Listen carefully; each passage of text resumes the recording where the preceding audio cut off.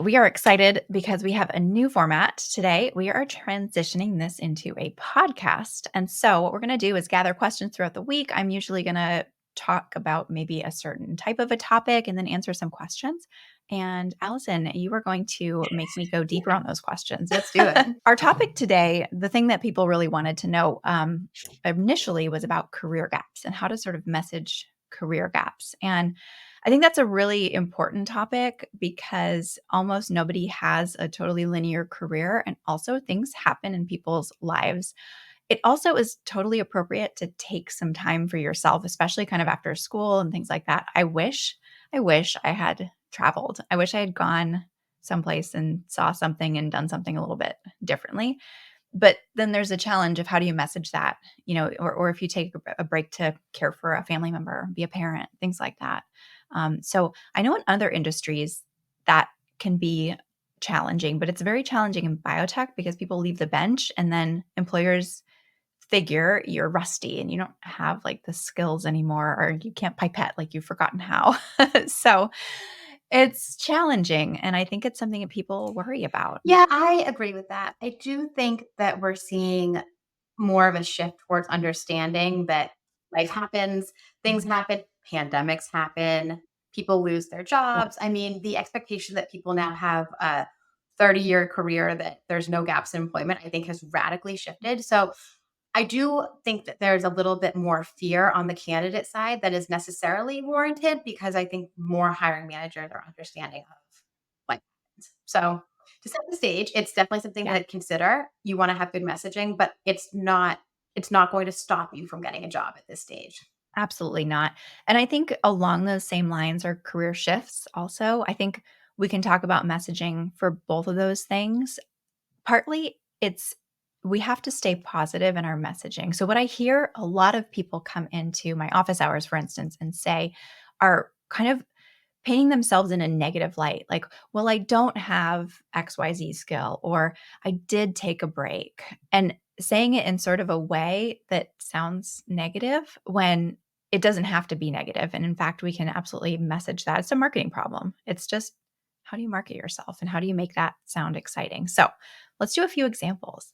I was thinking about, taking a career gap maybe to travel. That's something that some of our earlier stage candidates have done. If I came into an interview, Allison, and you asked me about my career gap, I would say something along the lines of, I had an adventure and it really opened my eyes to what the world has to offer. And it made me so excited to come back and make an impact. Yes, you took a break, but what did you learn? Well, also, we live in a global economy, right? So, yep, I wanted to experience other cultures. I wanted to expand my worldview. Those are all positive things. Now, Yeah. on a personal note, and I am not, as many people here know, I am not a scientist. So, I'm an operations person. But I did that actually. So, I actually got my master's degree and graduated in 2008, 2009, which was a terrible time to try to get a job. So I did take advantage Yes. of a program where I was able to go to Australia and I was able to work over there. But it's a very cool visa program. I'm happy to give people more information if it even still exists. But the way I messaged it when I came back, because I was very concerned, was there wasn't an opportunity for me at the time. So I decided to go expand my horizons. I took advantage of where I knew I could find work. Maybe it wasn't exactly in line with what my initial goals had been, but it was a really good opportunity that I wouldn't have had otherwise. So there are ways to, navigate those challenges. And then it's an interesting I talking love point, that. because if you Yeah. make it positive, people are like, oh, well, what'd you do? Because, "Oh, I did this thing." And Mhm. now those are positive examples, right? We're talking about traveling, we're talking about doing something cool. There's a lot of reasons why, unfortunately, people take time off and it's negative, and it's very hard to Yeah. spin "I was a caregiver" as a positive thing, because it's not easy, it's really challenging. So, what if it's something that's not positive? Yeah, it is more challenging, but you probably learned something during that time. And I think that's really the way to spin it around and say, I was a caregiver for a family member. Let's say it was an aging parent. Let's say it was a child. Either way, you have to take that time, and that is important time. But what were the skills you learned? You probably learned deeply organization skills for the household. You learned a whole new aspect of budgeting, of finances, things like that, that maybe would, if you're going into a scientific role, you can think about, well, I was never exposed to budgeting previously, and I really had to take that into account. And I think about that in terms of budgeting for projects now. And I'm really interested in making sure that I understand the budgets for our different R&D programs so that I can make sure that I'm maximizing those. Those sorts of transferable skills, you don't know those until you have to live them. And, I would also say what's interesting is, just I was just reading that the Merriam-Webster dictionary, word of the year is authentic. So, like, just be authentic. Just I love that. explain what your reasoning was for, whatever the gap in employment is to the extent that you want to. And then also be authentic about why you're excited about this opportunity now. Like, have you spent time thinking like, "Oh, I'm so excited to get back into this because X, Y, and Z." Share your authentic self Yeah. because that's really, even according to the dictionary, what everyone wants to hear about. And I always say biotechs are made up of human beings.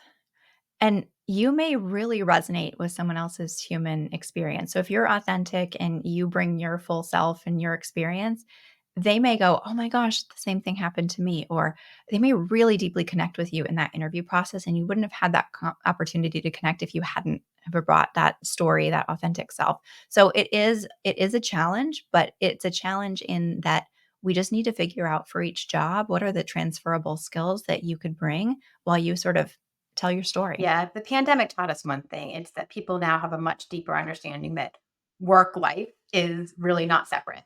Those two things are very entwined. Yeah. And sometimes life is life takes over, sometimes work takes over, and it's that balancing act. Everyone Mhm. understands that.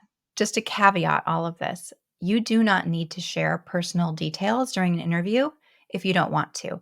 And in fact, there are some things you shouldn't share. So if you ever want to go deeper on that, come into the Slack community. We can talk about what you should and shouldn't share in an interview. But what's in the past and what you did in those breaks and things like that, that's usually fair game. You don't need to give specifics though if it's not pertinent to the job or if you think it might hurt your chances at landing the job. So just to caveat all of that. We have gotten quite a few questions in the past week or so about salaries. And I think people are really wondering where they can even find salary information. So I have bad news on this. There is no good single source of truth for most people. If you're not in a talent acquisition or an HR career where you have access to this data, it's really challenging to find. And we have a lot of people who go to Glassdoor, and that I'm not going to say don't do that. That's really your best option, but it's not a good option because everyone self-reports on Glassdoor. Like take scientist, for example. The title scientist means something different in different companies. In some companies, that may be a non PhD level person where that equivalent title might be research associate in other companies. In some companies, that scientist title might be a very senior person. And so what you get are these really wide salary bands. It's like scientists, you could expect anywhere from $80 to $180,000. It's really not helpful to most people. It also doesn't tell you how many years of experience somebody had, what degrees they had, so you really can't compare there. And it is broken up geographically, but not well. So again, even in different parts of San Francisco, for instance, you'll see different salaries. Allison, were you surprised that Glassdoor is a bad option, or have you heard that before? A big thing is that when people self-report their salaries, a lot of times they're not taking into account the benefits as well. There's total comp and there's salary. So that's another thing to think about. And that's something that sometimes the salary number might be lower, but your benefits are so awesome that, if you're not thinking total comp. So yes, Yeah. I've definitely heard that before to answer your question. Yeah. And I think too, the intangibles, the different cultures, you could have the same salary at two different companies, but one offers you a lot more flexibility. And what's that worth to you? Or you might have a lower salary at that company with more flexibility, but you think that's great. I'm willing to take that. So it's kind of a personal choice as well. I always think for individuals, the best thing you can do is to get really deep into your LinkedIn network. Now, this doesn't happen overnight, but if you have been diligent about building your LinkedIn network, like I tell people to do, then when you do go to apply for jobs, maybe in a new area, you will be able to reach out to folks that are in your network that are in similar roles and ask about their experience. You don't want to just come out and say, "What are you making?"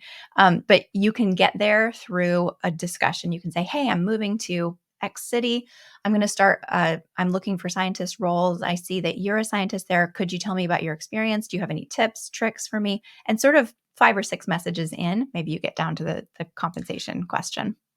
Because another thing to think about, and we have seen this, people will accept a job offer without having researched the area. And so then they are just shocked by how expensive it is to live in Yeah. Cambridge or Boston. And they realize they're going to have to live way far out of the city because the rents are just so much more than wherever they were coming from. You have to do your own research as well. Like before you accept a salary for anything, do your research by talking to people on LinkedIn, but also think about what do you need to live a life that you're comfortable with. And those numbers have to align. Otherwise, There's some good calculators online that will tell you the difference in cost of living, but to Allison's point, it's not just dollars, it's also what your creature comforts are. If you're moving from a less expensive area and you're used to having a house with a yard because you have dogs and you wanna have a walkable neighborhood, knowing that while the cost of living may be one thing between areas, if you want that in Boston, you're going to be paying an extreme premium, or you're going to be living really, really far out of the city and your commute time is going to be impacted. So there's so many considerations there. not every city has great public transportation. So if Yes. you are coming from a place with great public transportation, you may find that now you're looking at a car, paying for parking. I remember when I took a city job, I was shocked at how expensive parking was because, and if it's not covered by the Yeah. company, that's coming out of your paycheck. So there's a lot of factors to think about. Yeah. So this is a huge non-answer to this question. Um, but I think it really depends. I think it's going to come down to your network. And the other thing is that in our accelerator program, if you do want to go deeper with us, we have some of these tools. So we're able to actually look up some salary bands. Now, again, this does not take into account all of the things we just mentioned about commuting and whether you want a yard and all of these things, but it will at least give you an idea. We are able to access those HR tools that give us a deeper understanding into the salaries in different areas. So that's something we're happy to share with folks in our accelerator community. One Yeah. thing I see online people are really frustrated by, they have the, initial phone screen with a recruiter or with a interviewer. They have an interview. They go down the path and no one is being transparent about what the numbers are. So when is it appropriate to Yeah. say like, "Hey, I really need to know like before we go down this entire interview path, when can I even ask about is this in line with my salary expectations?" Yeah, I just flip it right around. If I were a candidate, I would give my salary expectations within the first call with that recruiter because the recruiter knows what the bands are. And I'm always so appreciative when a candidate's really upfront about that and they say, "Hey, I've done my research and this is what I'm looking for in my next move." And then it can be a more candid conversation. Let's say the salary band for a scientist in Boston is around 120,000 midpoint. So if they come in and they say, "Well, I'm looking for 150,000," and I know that's outside of the range of the job, it's a much easier jumping off point. There are so many considerations when we actually go to make an offer, so it's hard for us at that first conversation to give a firm number, but we can definitely chat about it if you're outside of the range. And that is so impactful for candidates because it lets you opt out or in really early in the process. And it also is helpful for the company because if we're getting that feedback early on and we get that from several candidates, it's a nice opportunity to say, "Hey, maybe the market's moved here. Maybe we need to bring in a comp expert for the whole company to like see where things are." And we've done that before with our clients too. It's very common to renegotiate sort of the internal comp of companies. So share it, be transparent. You don't have to, again, going back to what you do and do not need to share in interviews, you never need to share your comp, your current comp, or any past compensation numbers, but you can share what you're looking for. Yeah, that's great advice. Another really good question, and we get this a lot. People will say, "I've applied for X number of jobs and I'm not hearing back. What's the problem?" So I think of both recruiting and applications as funnels. You are going to apply for more jobs than you're going to get. So if you think about that in numbers, it's going to be a funnel shape. You're going to apply for a certain number up here. You're going to get a certain number of interviews. You're going to end up accepting one job. So what do you want that funnel to look like? And in recruiting, it's the same way. When we start recruiting, we expect a certain number of applicants and we funnel down to the person we actually hire. And from a data perspective, we can look at that funnel shape and we can think, Yeah. is there a problem? Are we seeing a problem in this data? So, Allison, I've talked to you about this before, the leaky funnel, where we see candidates leaving our pipeline. I think we just flip that around for people applying too. Where are you seeing the problem? And that's the step that you need to work on next. Now, is that all the problems? Probably not, but we can start there. I guess this is a big question. I don't know how we're going to answer this one, but you know, right now you have like the LinkedIn Easy Apply, right? And people are Oh, flinging yeah. resumes all over the place. So what are we considering? Like I actually applied to this job. Like I sat down and I really did the thing. And what number is okay? This is indicative of a problem. Because, like, let's be honest, if you're really applying to 10 jobs, you're not hearing back from 10 jobs, that's probably not a problem. That's probably just math, right? But if you're hitting 100, that's a problem. But if you're hitting 100 on the easy apply, I don't know that the same metrics apply because that's kind of like just throwing a net out and saying whatever happens, happens. So, what are your thoughts around that? I know it's a very convoluted way of asking what's the metric for when there's a problem, but there's kind of a couple factors. No, it's a great question, and I think that really hits the nail on the head. There is another challenge beyond LinkedIn Easy Apply that has emerged with all this AI stuff, and it is there's several bots out there you can sign up for like 30 bucks a month. One of them's called Lazy Apply, and they will apply for thousands of jobs on your behalf. And so you upload one resume and you put in your standard, bog standard contact information, and they will go through, and the bot actually is able to go on to like websites and actually fill out applications for you, but they're not customized in any way. So we are getting, I can tell you that I opened a job the other day, and before I had even refreshed the page, I had 10 applicants. That's not actually physically possible. There's no there's no way. So those were bots, clearly. By the next day, we'd had 210 applicants. And again, that's not actually normal. Before, I mean, maybe like 3 years ago, we were expecting maybe 100 applicants in the first week, and that was pretty standard. 210 applicants in less than 12 hours is not standard. It's not normal. And so we have to then weed through those. So I can tell you right now that if I'm going to go look at those 210 applicants, I am going to be giving them a glance, and I'm going to just see, did they even care to customize their resume? If they didn't, I'm probably not going to look at them because a few of them will have cared, and those are the ones that I'm going to look at.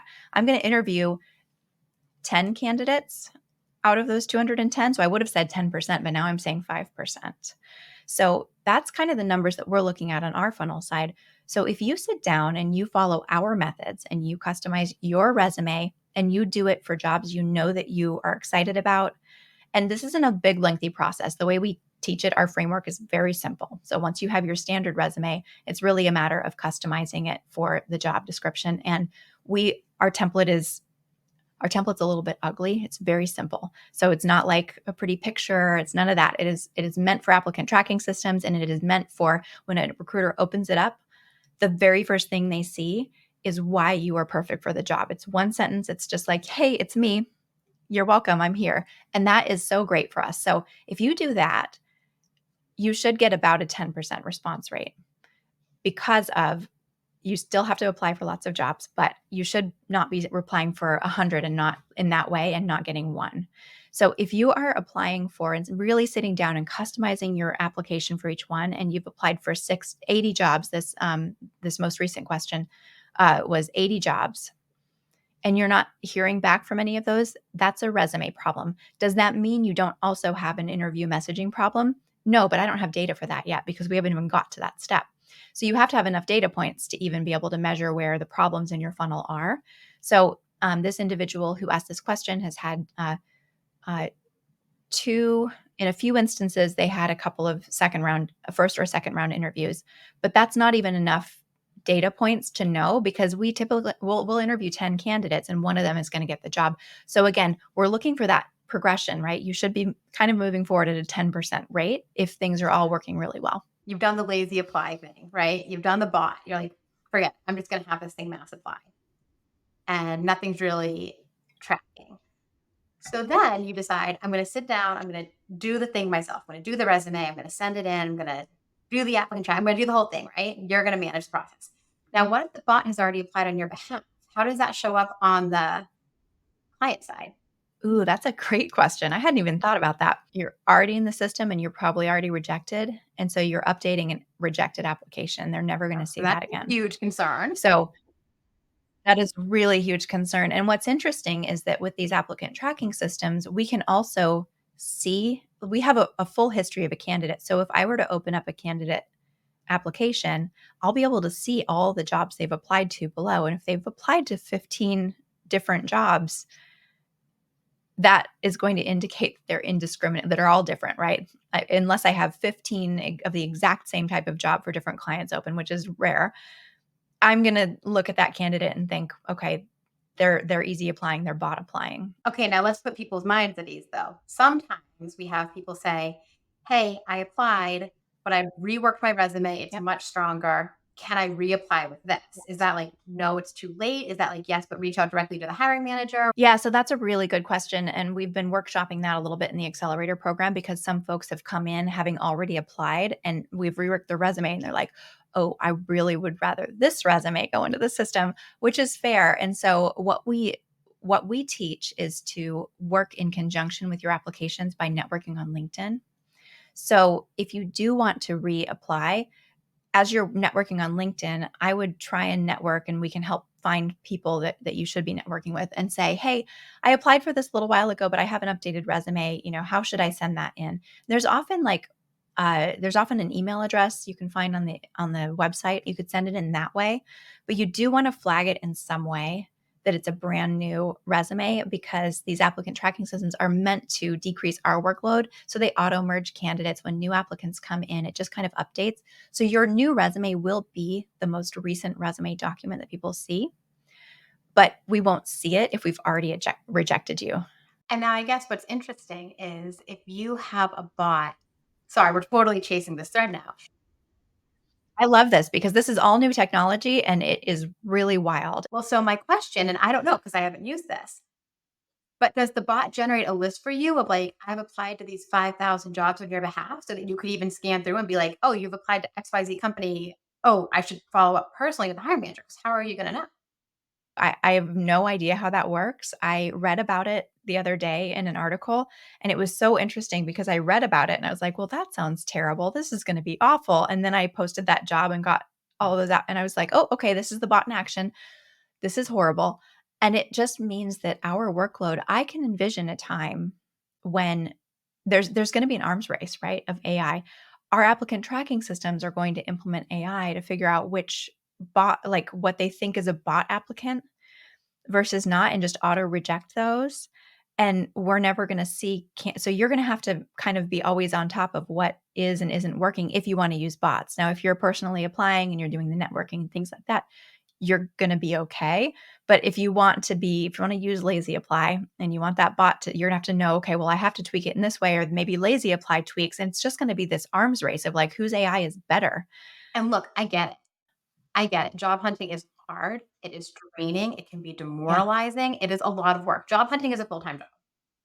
So I get Mhm. I just think that as this technology emerges, there's some really interesting corollaries that, like, I mean, I've known about this for a while too, and I've never sat down and think, well, wait a second, if the bot rejects you, we know that how it shows up on Right. our end. So, like, can you reapply? So I think that's super fascinating. And maybe there is an answer and I'm just not aware. So far, no answer. It's going to be,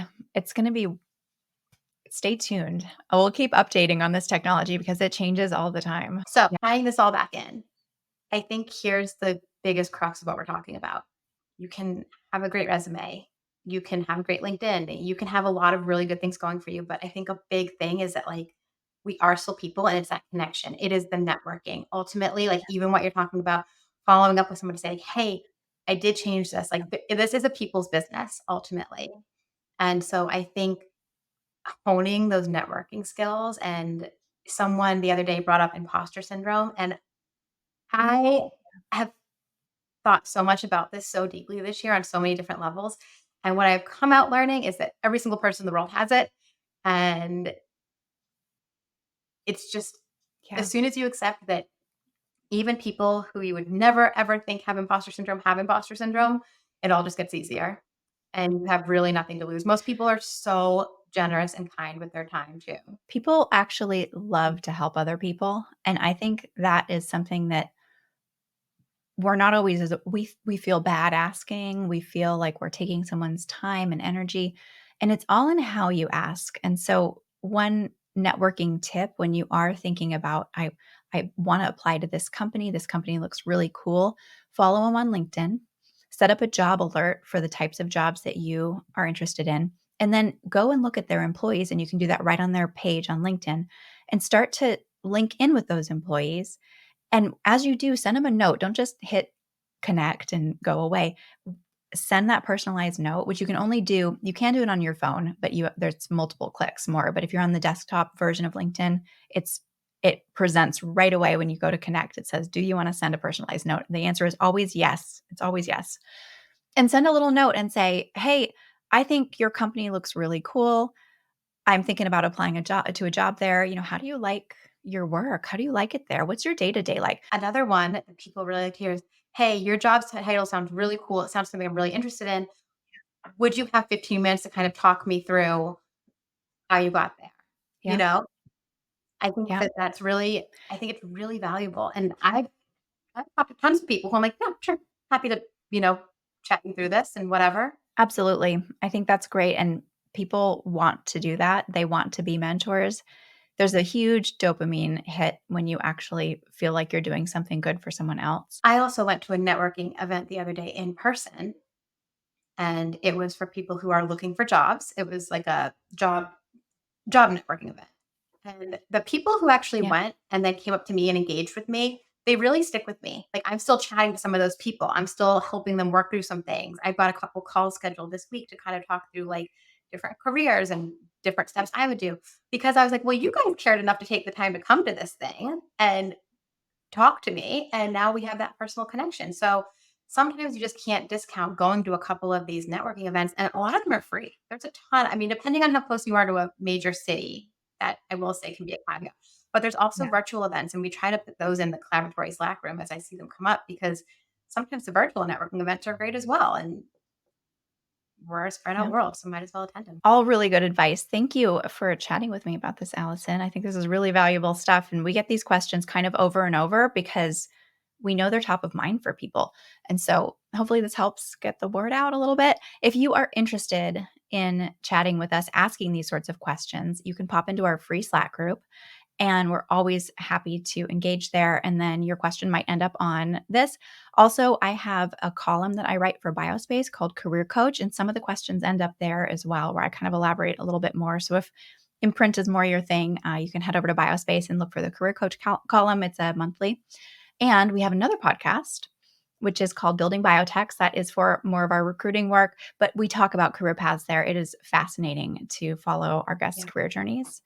And they almost all have imposter syndrome as well. So just know that they are impressive, impressive people. No one just was born knowing what they know, right? Yeah. Everyone had help along the way. Everyone had pitfalls. Everyone had Most people have had at least one massive failure, and then you kind of grow and learn from that, and those people are so willing to share their stories, which is awesome. So, but yes, definitely send us your questions because it's super helpful to know what people actually wanna hear about. All right. That's all for this time. See you next week.